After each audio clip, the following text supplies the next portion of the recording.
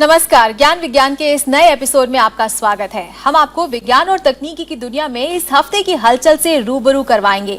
मैं हूं आपके साथ ऐश्वर्या कपूर। लेकिन पहले डालते हैं एक नजर इस हफ्ते की सुर्खियों पर।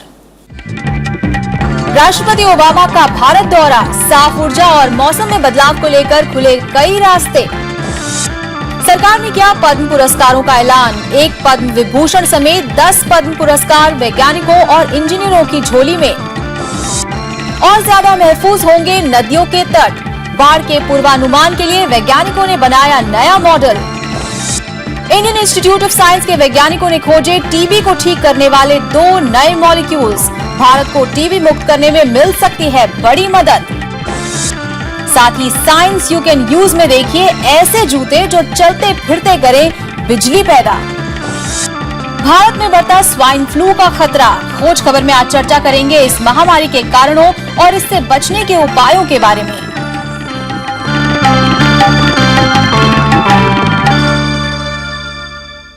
और अब खबरें विस्तार से। इस 26 जनवरी को सिर्फ हिंदुस्तान ही नहीं बल्कि पूरी दुनिया की नजर राजपथ पर थी। भारत के गणतंत्र दिवस में इस बार अमेरिकी राष्ट्रपति बराक ओबामा मुख्य अतिथि के रूप में मौजूद थे। ओबामा के इस दौरे से दोनों देशों के बीच कई क्षेत्रों में सहयोग की राह आसान हुई है। खासकर दोनों देश क्लीन एनर्जी और क्लाइमेट चेंज जैसे अहम मुद्दों पर और ज्यादा नजदीक आए हैं। दुनिया के 2 सबसे बड़े लोकतंत्रों के बीच मजबूत होते रिश्तों से भविष्य क्या उम्मीद कर सकता है, आइए देखते हैं।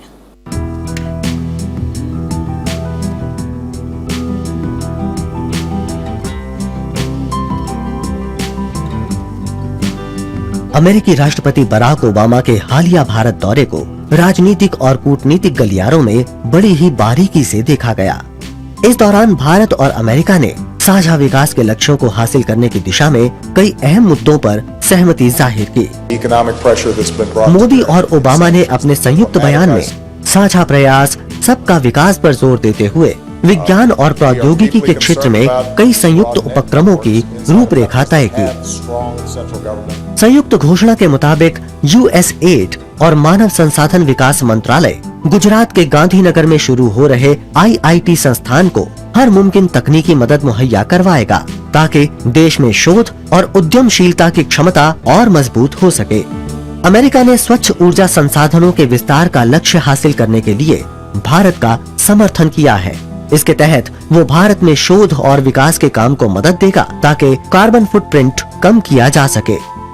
इसके लिए अमेरिका सौर ऊर्जा, ऊर्जा की क्षमता बढ़ाने और जैव ईंधन के क्षेत्रों में शोध के लिए अतिरिक्त पैसा मुहैया करवाएगा। इसके अलावा रिन्यूएबल एनर्जी और स्पेस कूलिंग के साथ साथ अति कुशल उपकरणों वाले स्मार्ट ग्रिड्स के लिए भी अमेरिका भारत की मदद करेगा। दोनों देशों के बीच हुई बातचीत में जलवायु परिवर्तन से जुड़े मुद्दों पर भी गंभीर चर्चा हुई। इसके तहत दोनों देश साझा शोध, विकास और तकनीक के क्षेत्र में काम करेंगे ताकि जलवायु परिवर्तन के प्रभाव को कम किया जा सके। इस दौरान एयर क्वालिटी कोऑपरेशन की भी शुरुआत हुई। इसके तहत अमेरिका EPA का एयर नाउ अंतर्राष्ट्रीय कार्यक्रम और मेगा सिटीज पार्टनरशिप लागू करेगा। इससे बड़े शहरों में रहने वाले लोगों को वायु प्रदूषण के नुकसान को कम करने में मदद मिलेगी। साथ ही इससे शहरी नीति नियोजकों को भी इन शहरों में वायु की गुणवत्ता सुधारने के लिए बेहतर रणनीति बनाने में सुविधा होगी। इसके अलावा दोनों देश भारतीय उपमहाद्वीप में बेहतर जलवायु मॉडल बनाने के लिए भी साथ काम करने पर सहमत हुए हैं। फिलहाल भारत और अमेरिका के शोधकर्ता भारतीय मॉनसून की बारिश पर अध्ययन कर रहे हैं। ये काम अमेरिकी अनुसंधान पोत जॉइड्स की मदद से बंगाल की खाड़ी में चल रहा है। अमेरिकी राष्ट्रपति की यात्रा के दौरान भारत और अमेरिका के बीच परमाणु ऊर्जा के क्षेत्र में सहयोग पर भी निर्णायक बातचीत हुई। इसके तहत अमेरिका के ऊर्जा विभाग के साथ भारत के परमाणु ऊर्जा विभाग और विज्ञान एवं प्रौद्योगिकी विभाग ने परमाणु ऊर्जा की पहली 2 परियोजनाओं में से एक में आपसी सहयोग पर बातचीत पूरी कर ली है।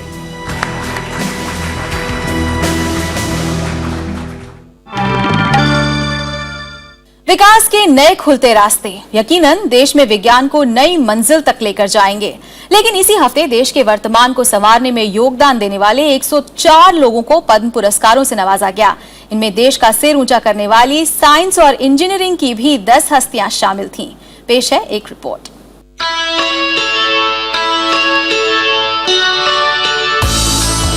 देश के सर्वोच्च नागरिक सम्मान पद्म पुरस्कारों की शुरुआत 1954 में हुई थी। इसके तहत अलग अलग क्षेत्रों में उत्कृष्ट योगदान देने वाली हस्तियों को गणतंत्र दिवस के मौके पर सम्मानित किया जाता है। पद्म पुरस्कारों की 3 श्रेणियां हैं: पद्म विभूषण, पद्म भूषण और पद्मश्री। इस वर्ष इन पुरस्कारों के लिए राष्ट्रपति की ओर से कुल 104 लोगों का चयन किया गया। इनमें से जिन 10 लोगों को ये प्रतिष्ठित सम्मान देने की घोषणा की गई, वे विज्ञान और इंजीनियरिंग के क्षेत्र से जुड़े हैं। इस बार जिन 9 लोगों को पद्म विभूषण के लिए चुना गया है, उनमें एक नाम जाने माने परमाणु वैज्ञानिक और इंजीनियर प्रोफेसर मल्लूर रामास्वामी श्रीनिवासन का भी है। प्रोफेसर श्रीनिवासन ने भारतीय परमाणु ऊर्जा कार्यक्रम की रूपरेखा तय करने में अहम भूमिका निभाई है। इसके अलावा उन्होंने स्वदेश में बने प्रेशराइज्ड हेवी वाटर रिएक्टर के विकास में भी महत्वपूर्ण योगदान दिया है। उनके अलावा विज्ञान और इंजीनियरिंग के क्षेत्र में उत्कृष्ट योगदान के लिए जिन्हें पद्म भूषण पुरस्कार के लिए चुना गया है, उनके नाम है महाराष्ट्र के डॉक्टर विजय भाटकर, कर्नाटक के डॉक्टर खड़क सिंह वलदिया और अमेरिका में रह रहे अप्रवासी भारतीय प्रोफेसर मंजुल भार्गव। विज्ञान और इंजीनियरिंग के लिए जिन्हें पद्मश्री पुरस्कार देने की घोषणा की गई, उनके नाम है कर्नाटक के श्री एस अरुणन, श्री एस के शिव कुमार और महाराष्ट्र के डॉक्टर प्रहलाद।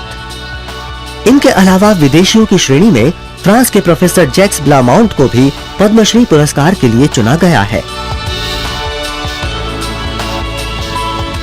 पद्मश्री पुरस्कार पाने वालों की सूची में चिकित्सा विज्ञान के क्षेत्र से जुड़े 17 विशेषज्ञों के नाम भी शामिल हैं, जिनमें 3 अप्रवासी भारतीय हैं। ये पुरस्कार इसी साल मार्च-अप्रैल में राष्ट्रपति भवन में आयोजित होने वाले औपचारिक समारोह में राष्ट्रपति की ओर से दिए जाएंगे।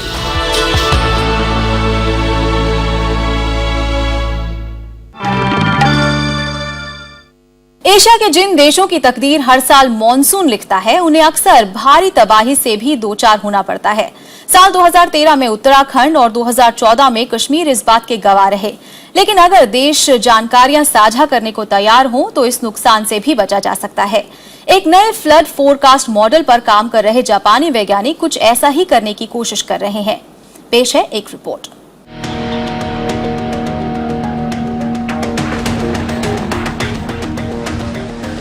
जापान कभी भी प्राकृतिक आपदाओं से अनजान नहीं रहा। वर्ष 2011 की सुनामी हो या 2012, 2013 और 2014 की भयानक बाढ़, कुदरत का गुस्सा क्या होता है, ये बात जापानी बखूबी जानते हैं। शायद इसीलिए ये भी कोई संयोग नहीं कि बाढ़ से निपटने की इंसानी कोशिशों को एक कदम बढ़ाने वाले भी इस दफा जापानी वैज्ञानिक ही हैं। जी हाँ, जापानी वैज्ञानिकों ने जो फ्लड फोरकास्ट मॉडल बनाया है, उसे डिजास्टर मैनेजमेंट में मील के पत्थर से कम नहीं माना जा रहा। हर साल बाढ़ की तबाही झेलने वाले भारत, पाकिस्तान और चीन के लिए भी ये तकनीक काम की साबित होगी।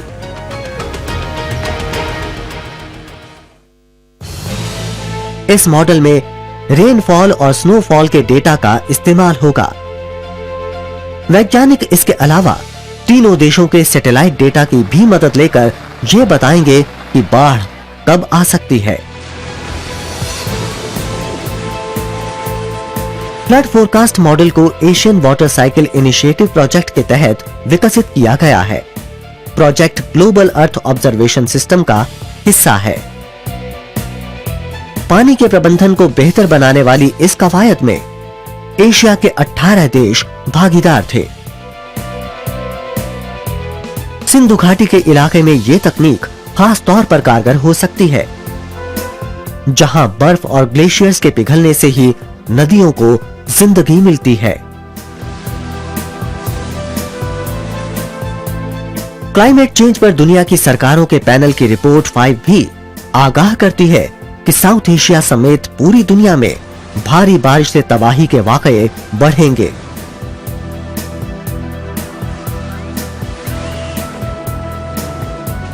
यानी मौसम के बदलते मिजाज के साथ हमें भी कदम मिलाने हैं।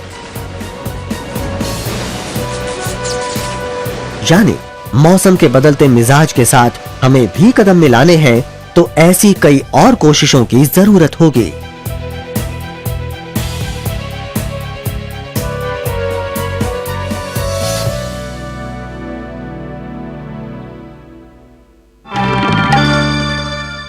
दवाओं और डॉट्स प्रोग्राम की मौजूदगी के बावजूद टीबी की बीमारी देश की स्वास्थ्य सेवाओं पर बड़ा बोझ है।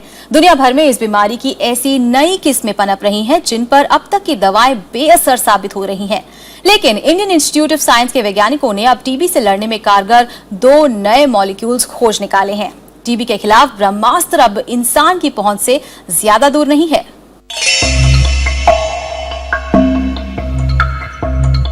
बेंगलुरु स्थित इंडियन इंस्टीट्यूट ऑफ साइंस ने एंटी टीबी के गुण वाले 2 अणुओं की खोज की है। ये खोज प्रोफेसर वी नागाराजा की अगुवाई में शोधकर्ताओं के एक दल ने की है। इसके लिए शोधकर्ताओं ने जिस तकनीक का इस्तेमाल किया उसे मौजूदा दवाओं की रीप्रोफाइलिंग या रीपर्पसिंग का नाम दिया गया है। इसके तहत नए अणुओं के निर्माण के बजाय मौजूदा दवाओं के नए प्रभावों की खोज की जाती है।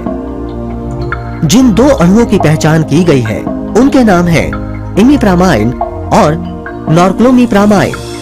इनकी मदद से टीबी के बैक्टीरिया को बढ़ने से रोका जा सकता है और एंटी टीबी की दवा के तौर पर इनका इस्तेमाल किया जा सकता है। इन दोनों छोटे अणुओं को टीबी बैक्टीरिया के टोपोइसोमेरेज 1 एंजाइम के जरिए कारगर बनाया जा सकता है। ऐसा बैक्टीरियल डीएनए की वाइंडिंग और अनवाइंडिंग के नियंत्रण के लिए जरूरी है और इससे बैक्टीरिया को मारा जा सकता है। इन छोटे अणुओं का फिलहाल एंटी डिप्रेसेंट्स के रूप में इस्तेमाल किया जा रहा है और अब शोधकर्ता इन अणुओं में सूक्ष्म और प्रभावी परिवर्तन के जरिए इन्हें एंटी टीबी दवा के तौर पर विकसित करने की कोशिशों में जुटे हैं। शोधकर्ताओं ने इन अणुओं की स्क्रीनिंग के लिए कंप्यूटेशनल उपकरणों का प्रयोग किया है। इसके लिए प्रयोगशालाओं में काफी गहरे अध्ययन के बाद इनके खास गुणों की पहचान की गई है। इन दोनों छोटे अणुओं की पहचान की ये कोशिश उस परियोजना का हिस्सा है जिसका नाम है मोर मेडिसिन फॉर टीबी, यानी टीबी के लिए और अधिक दवाएं। ये एक अंतर्राष्ट्रीय परियोजना है जिसकी शुरुआत यूरोपीय यूनियन ने की है ताकि टीबी जैसी घातक बीमारी से लड़ने के लिए नए तरीकों को खोजा जा सके। इस अध्ययन के नतीजे एंटी माइक्रोबियल एजेंट्स और कीमोथेरेपी नाम की एक विज्ञान पत्रिका में हाल ही में प्रकाशित किए गए हैं।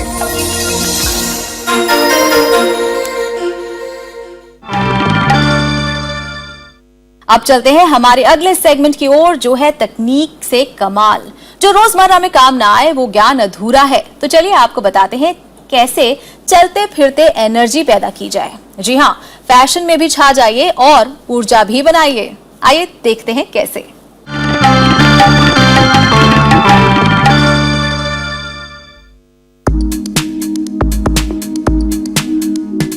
ऊर्जा के नए जरियों को वैज्ञानिक दूर ग्रहों में ही नहीं, रोजमर्रा की जिंदगी में भी तलाश रहे हैं। अब जर्मन वैज्ञानिकों ने एक ऐसी तकनीक खोज निकाली है जिससे चलता फिरता इंसान ही खुद ऊर्जा का स्रोत होगा।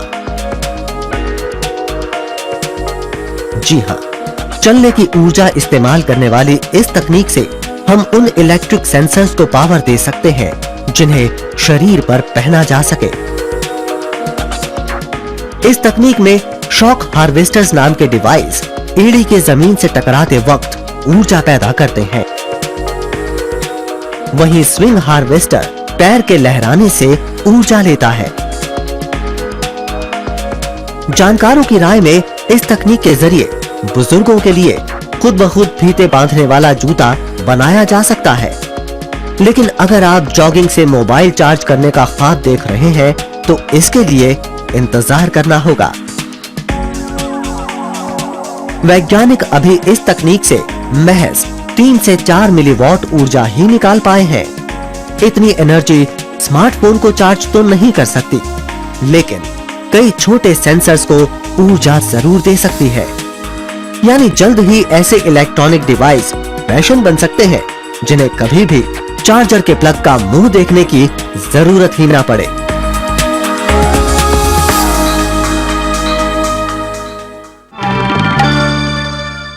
अभी वक्त है एक छोटे से ब्रेक का। देखते रहिए ज्ञान विज्ञान।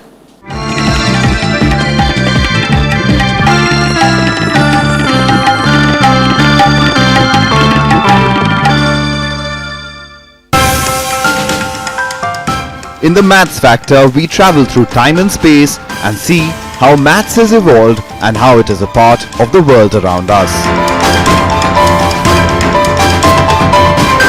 Join us on Rajya Sabha Television. Watch the Maths Factor every Sunday at 8 a.m. Hello and welcome to IST. I'm Siddharth Vardarajan and my guest today is Mr. Ali Akbar Torkan.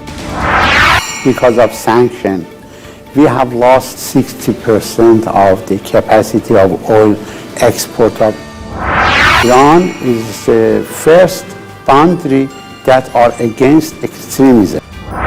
The Indian side, strategically, they need to have this pipeline and this source of energy.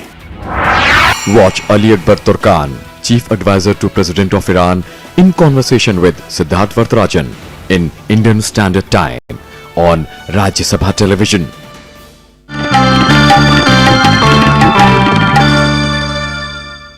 Plague, TB, AIDS, SARS, Ebola, swine flu, सदियों से इंसान ऐसी बीमारियों से जूझता रहा है जो पहले जानवरों में पैदा होती है। तमाम तकनीक के बावजूद 21वीं सदी में इन बीमारियों से छुटकारा नहीं मिल पाया है। देश में स्वाइन फ्लू के बढ़ते मामले इसकी ताजा मिसाल है। तो स्वाइन फ्लू आखिर है क्या, ये कैसे फैलती है, इस बीमारी को वक्त रहते कैसे पहचानें और कैसे इलाज करवाएं? आज के सेगमेंट खोज खबर में हम करेंगे इन सवालों की पड़ताल।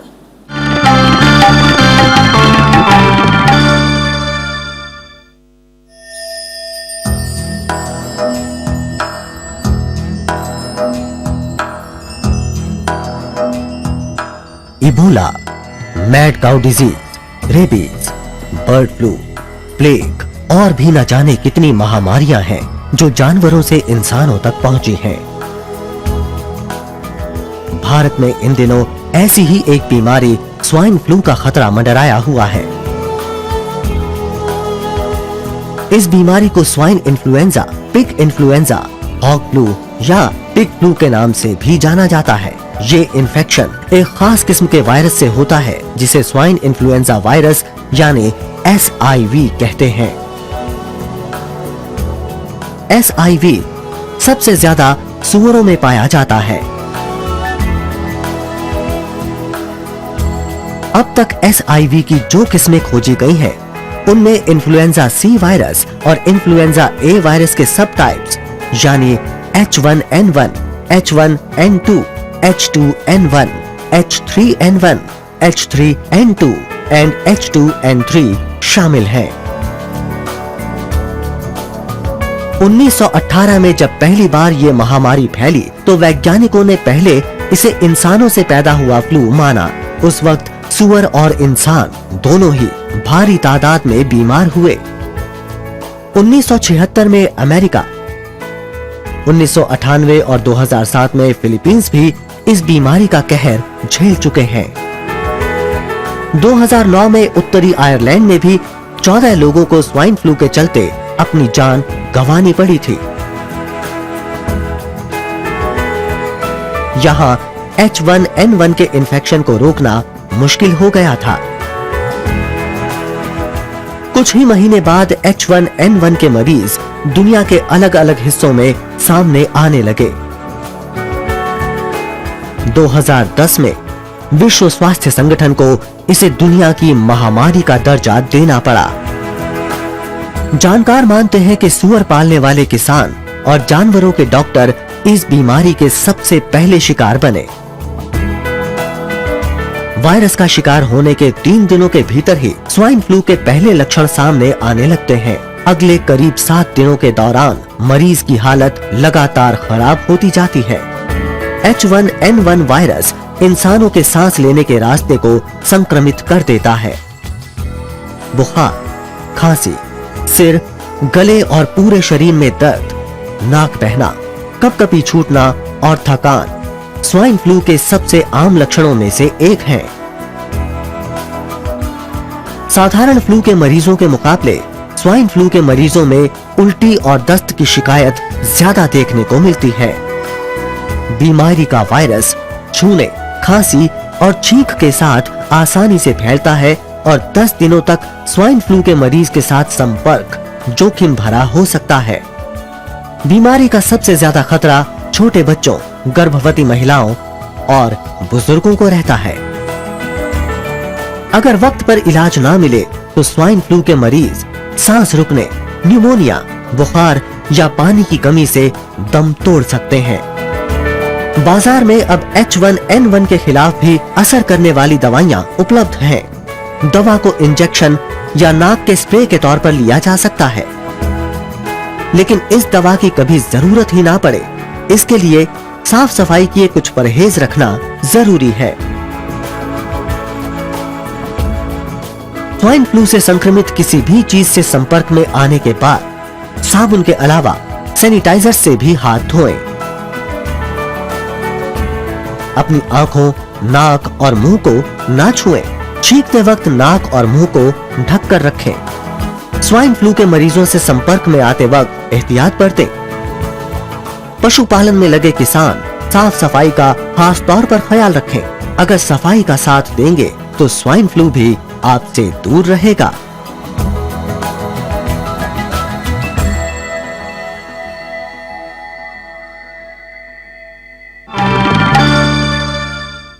और विज्ञान के इतिहास में ये हफ्ता क्यों दर्ज है, जानेंगे अपने सेगमेंट इतिहास के पन्नों से में।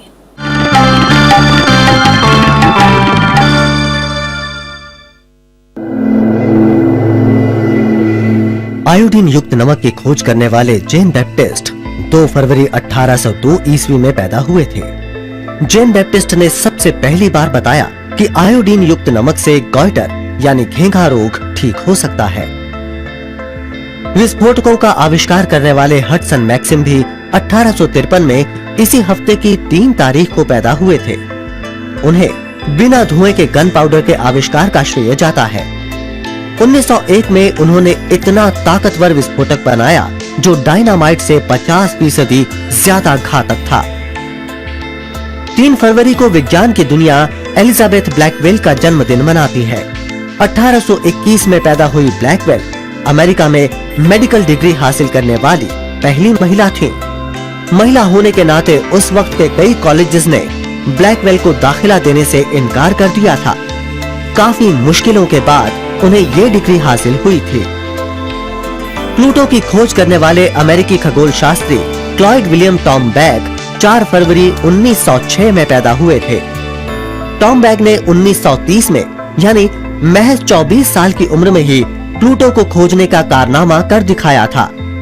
उनकी इस खोज ने उस वक्त के वैज्ञानिकों को हैरान करके रख दिया था।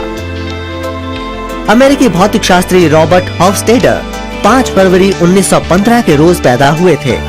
रॉबर्ट ही वो वैज्ञानिक थे जिन्होंने एटम के न्यूक्लियस के भीतर प्रोटॉन और न्यूट्रॉन की मौजूदगी के बारे में दुनिया को बताया। एटम के आकार और फिजिक्स में बेमिसाल काम के लिए उन्हें 1961 का नोबेल पुरस्कार संयुक्त रूप से दिया गया।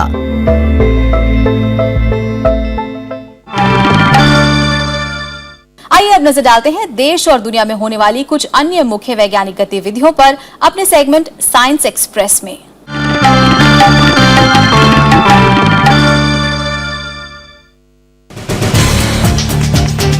साइंस एंड टेक्नोलॉजी कम्युनिकेशन की राष्ट्रीय काउंसिल ने विज्ञान को लोकप्रिय बनाने की सराहनीय कोशिशों के लिए वर्ष 2014 के राष्ट्रीय पुरस्कारों का ऐलान किया है। किताबों और मैगजीन समेत प्रिंट मीडिया के जरिए साइंस को लोगों तक पहुंचाने के लिए, बच्चों के बीच विज्ञान को लोकप्रिय बनाने के लिए, वहीं पारंपरिक और गैर पारंपरिक तरीकों से साइंस एंड टेक्नोलॉजी कम्युनिकेशंस में काम करने के लिए, विज्ञान के प्रसार में इलेक्ट्रॉनिक मीडिया के लिए इस्तेमाल के लिए नासा की सोलर डायनेमिक्स ऑब्जर्वेटरी पर लगे एटमॉस्फेरिक इमेजिंग असेंबली सिस्टम ने सूरज की 10 लाखवीं तस्वीर भेजी है। 19 जनवरी को भेजी गई इस तस्वीर को AIA की पहले की खींची गई तस्वीरों से तैयार किया गया है। इस तस्वीर की हर टाइप करीब 50 मेगापिक्सल की है। सोलर डायनामिक्स ऑब्जर्वेटरी सूरज की 8 एंगल से तस्वीरें खींचती है। इसके लिए एक दूसरे के पैरेलल काम करने वाले 4 टेलीस्कोप्स का इस्तेमाल होता है। ऑब्जर्वेटरी से रोजाना सूरज की करीब 57,600 तस्वीरें धरती को मिलती हैं। सांप इस धरती पर अब तक के हमारे अंदाजे से भी लाखों साल पहले से मौजूद हैं। वैज्ञानिक ब्रिटेन, पुर्तगाल और अमेरिका में मिले 4 प्रकार के सांपों के जीवाश्मों की स्टडी के बाद इस नतीजे पर पहुंचे हैं। इस ताजा शोध के मुताबिक सांपों की ये चारों प्रजातियां डायनासोर के वक्त भी मौजूद थीं और छोटे कीड़े मकोड़े खाकर जिंदा रहती थीं। जानकारों की राय में इन सांपों में छोटे आकार के अगले और पिछले पैर भी मौजूद थे। लखनऊ के नेशनल बोटेनिकल रिसर्च इंस्टीट्यूट और council of scientific industrial research ने 17 और 18 जनवरी को फूलों की खास प्रदर्शनी का आयोजन किया। प्रदर्शनी NBRI CSIR के सेंट्रल लॉन में लगाई गई। इसमें दिखाई गई गुलाब और ग्लैडियोलस फूलों की प्रजातियों ने सैकड़ों विजिटर्स का ध्यान अपनी ओर खींचा। शो में इन किस्मों को खरीदने और वैज्ञानिक सलाह की सुविधा भी दी गई थी। प्रदर्शनी में कुल 702 किस्मों का मुजाहिरा किया गया और फूलों की बेहतरीन किस्मों को पुरस्कार भी दिए गए।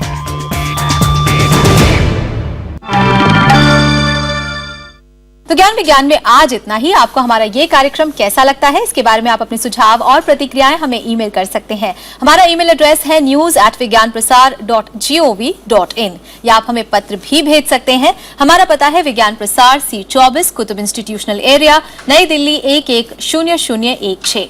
तो ज्ञान विज्ञान के आज के अंक में बस इतना ही। विज्ञान और तकनीकी से जुड़ी खबरों के साप्ताहिक कार्यक्रम में अगले हफ्ते फिर होगी मुलाकात। तब तक के लिए दीजिए इजाजत। नमस्कार।